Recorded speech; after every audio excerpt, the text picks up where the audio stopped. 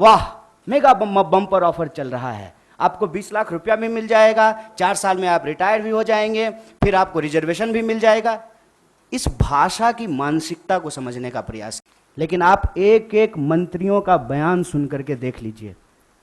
जो लोग अग्निपथ योजना का फायदा गिना रहे हैं, ऐसा लग रहा है कि कोई चीज वो बेचने की कोशिश कर रहे हैं। जैसे सेल्समैन की भाषा होती है ना।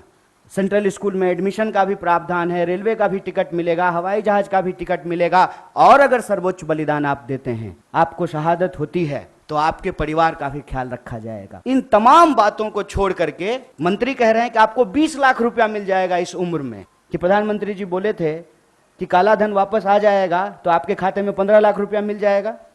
मिल गया क्या 15 लाख रुपया?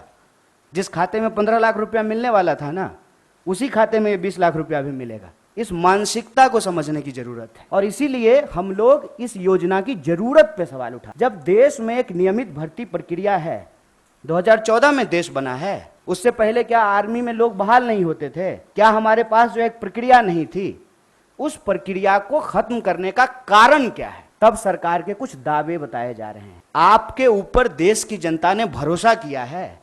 विपक्ष के भड़काने से लोग भड़क जाते, विपक्ष की कही हुई बात लोग मान लेते, तो प्रधानमंत्री मोदी जी होते।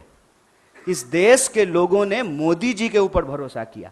और मैं याद दिलाना चाहता हूं कि ये वही नौजवान हैं, ये उस वक्त हिंसा नहीं किए जब इनके माँ बाप हजारों किलोमीटर पैदल चल करके अपने घर गए। ये वही नौजवान हैं, ये तब भी हिंसा नहीं किए। कोई ऐसा साल नहीं गुजरता है साहब कि हमारे इलाके में कोई शहादत ना हुई हो। हमारे इलाके में लोगों के पास महज नौकरी नहीं है सेना, हम जानते हैं इस बात को। जब किसी परिवार में किसी बच्चे को सेना की नौकरी मिलती है, पूरे इलाके में उनका सम्मान होता है। और दुख के साथ साथ जब एक पार्थिव शरीर गांव आता है, आंखों में आंसू होने के बावजूद उस इलाके का सीना गर्व से चौड़ा हो जाता है कि हमारे बच्चे ने जो है देश के लिए सर्वोच्च सम्मान दिया है। इस योजना को सरकार को तुरंत वापस लेना चाहिए।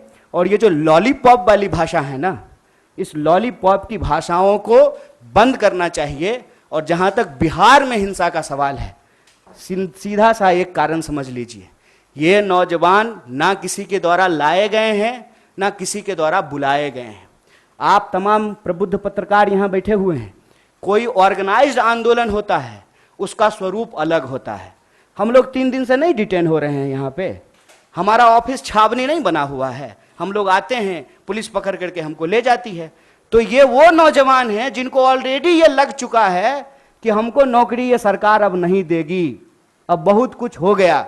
तो मैं उनको कहता हूं कि चलिए, नौकरी के लिए आप संघर्ष कीजिए, लेकिन जहां आप नौकरी करेंगे वो तो वही रेलवे है, वही सरकारी संपत्ति है, उसको कोई नुकसान मत पहुंचाइए। और सत्याग्रह के रास्ते पे चल करके ही, सत्य और अहिंसा के रास्ते पे चल करके ही कोई आंदोलन जीता जा सकता। और नौजवानों की इस लड़ाई में भारतीय राष्ट्रीय कांग्रेस पूरी तरह से उनके साथ है।